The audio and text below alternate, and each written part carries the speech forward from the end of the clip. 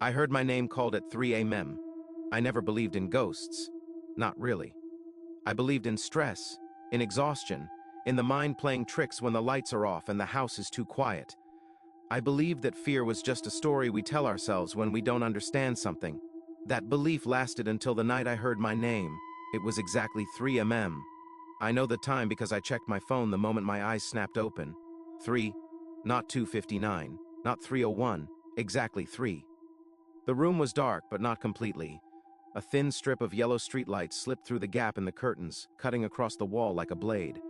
My fan hummed above me, slow and uneven, as if it were struggling to stay awake. I had been dreaming, or maybe I thought I was. In the dream, I was standing in the hallway of my house, the same hallway I'd walked through 1,000 times, except it felt longer. The walls stretched away from me, the doors on either side slightly open, breathing softly. Then a voice whispered my name. Soft, close, familiar. I woke up immediately after that. At first I told myself it was nothing, just a dream echoing into reality. That happens sometimes. The brain doesn't shut off cleanly, it drags pieces of sleep with it. But then I heard it again. Daniel. This time, I was fully awake. My body went cold before my mind caught up. The voice didn't come from inside my head. It came from somewhere in the house, from the hallway. I held my breath.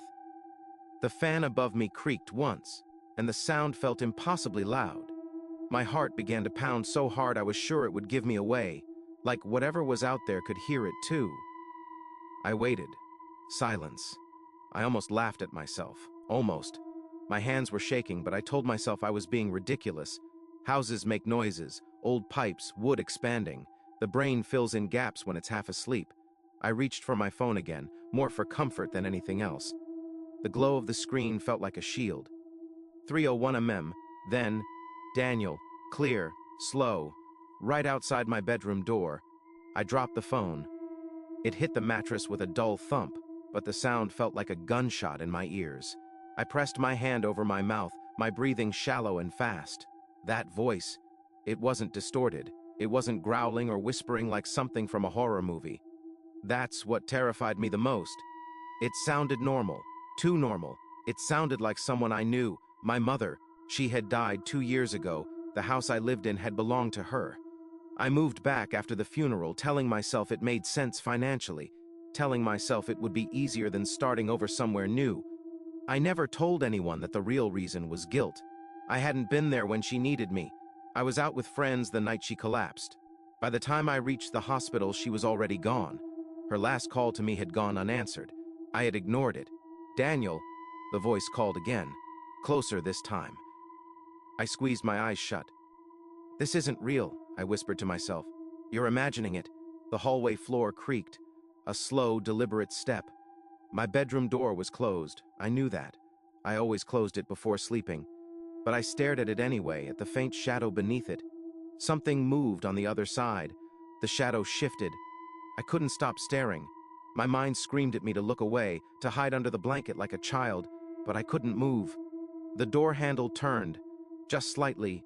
I don't remember deciding to scream, but suddenly I was shouting her name, my voice cracking, tears burning my eyes. Mom? The handle froze.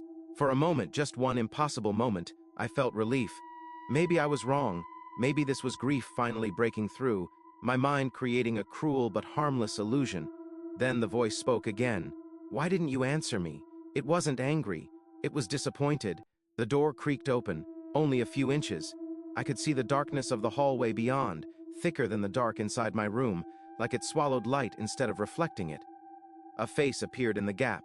It looked like my mother, same eyes, same mouth, same gentle tilt of the head she used to give me when she was worried. But her eyes were wrong. They were too dark, no whites, just black glossy pits that reflected nothing. Her mouth stretched into a smile that was too wide, pulling at the skin like it didn't quite fit anymore. I called you, she said softly. I called and called. I couldn't breathe. She pushed the door open wider. And then, my alarm went off. The sudden noise shattered the room, and the image vanished like smoke. I bolted upright, gasping, clawing at my chest. Morning light filled the room. The door was closed. My phone lay on the bed beside me. 7 a.m. I sat there for a long time trying to convince myself it had all been a nightmare. A vivid one, yes, but still just a dream. Until I stood up, until I opened my bedroom door, and saw muddy footprints leading from the hallway, straight to my door. They were barefoot, and they were still wet. The footprints stopped right at my door. I stared at them, frozen, my mind screaming that no one could be here. My house had been empty all night. I lived alone. I swallowed hard, forcing my legs to move, and stepped into the hallway. The air was colder than it should have been. Every light in the hallway flickered once, then stabilized. Then I heard it again. "Daniel, why didn't you answer me?" It wasn't just from the hallway now. It was all around me, echoing in my chest, in my head, vibrating through the floorboards. I ran. I didn't even grab my phone. I ran into the kitchen and fumbled for the lights. When I turned them on, the room was empty, but wet footprints were all over the floor, leading back to the hallway and to nowhere.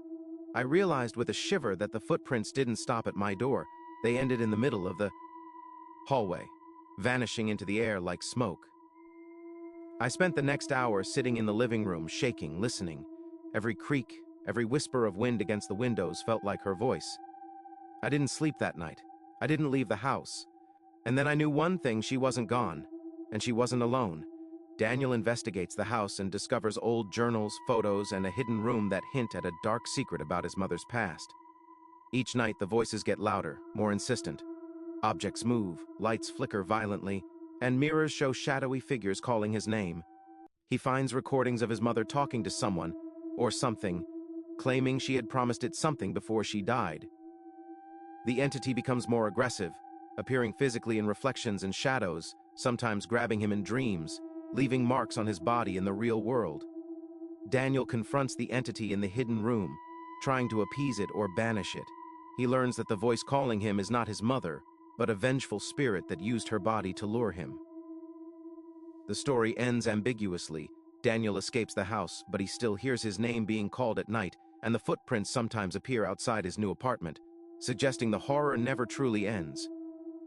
Final chilling note. The last line echoes, "I called you and you finally answered."